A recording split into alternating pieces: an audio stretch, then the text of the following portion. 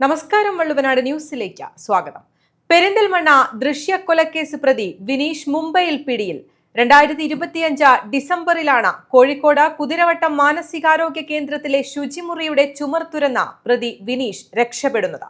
2025 December അവസാനമാണ് മാനസികാരോഗ്യ കേന്ദ്രത്തിലെ ശുചിമുറിയുടെ ചുമർ തുറന്ന വിനീഷ് രക്ഷപ്പെട്ടത്. മുംബൈയിൽ വെച്ചാണ് വിനീഷിനെ പ്രത്യേക അന്വേഷണ സംഘം പിടികൂടിയത്. പ്രതിയെ അടുത്ത ദിവസം നാട്ടിലെത്തിക്കും. വിനീഷ് ജയില് ചാടിയായിട്ടുള്ള പേടിയും പരിഭ്രാന്തി നല്ലോണ്ടായിരുന്നു എനിക്ക്. പക്ഷെ ഇപ്പൊ ഇന്ന് വിവരം അറിഞ്ഞു, അവനെ പിടിച്ചു എന്നുള്ളൊരു വിവരം കിട്ടിയിട്ടുണ്ട്, ന്യൂസിലും കണ്ടു. അപ്പോ സമാധാനം എന്ന് വെച്ചാൽ വളരെയേറെ സമാധാനം തോന്നുന്നുണ്ട്. കാരണം ഇത് ഇവനെ എവിടെയാണെന്നോ എന്താണെന്നൊരു വിവരം അറിയാത്തതിന്റെ ഒരു ബുദ്ധിമുട്ട് നന്നായിട്ടുണ്ടായിരുന്നു. മാനസികമായിട്ടുള്ള പ്രശ്നങ്ങൾ ഒരുപാട് അനുഭവിച്ചു. ഇപ്പോൾ അതിനൊക്കെ ഒരു അറുതി വന്നിട്ടുണ്ട്. ഇനി അവൻ പുറത്ത് ചാടാതെ ഗവൺമെന്റ് അവനെ നന്നായിട്ട് ജയിലിനുള്ളിൽ നന്നായിട്ട് ശ്രദ്ധിച്ച് അവനെ കൈകാര്യം ചെയ്യുമെന്ന് വിചാരിക്കുന്നുണ്ട്. വളരെയേറെ സമാധാനമുണ്ട്. കേരള പോലീസിന് നന്ദി പറയണം. അതിന് പിന്നെ പ്രവർത്തിച്ച എല്ലാ ഉദ്യോഗസ്ഥന്മാരോടും നന്ദി പറയണം.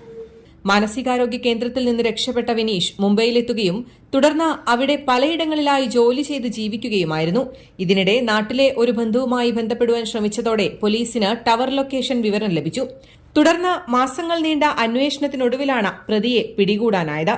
2021 പ്രണയാഭ്യർത്ഥന നിരസിച്ചതിന് പെരിന്തൽമണ്ണ സ്വദേശിനിയായ 21-കാരി ദൃശ്യയെ Vineesh കുത്തിക്കൊലപ്പെടുത്തിയത്.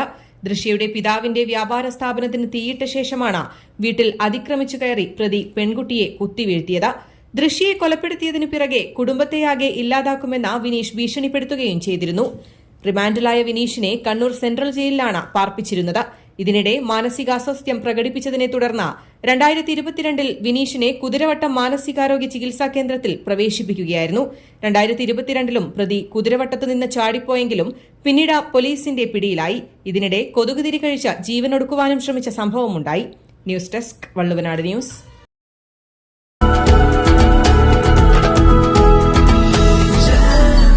Jam June Hypermarket, exceeding expectations.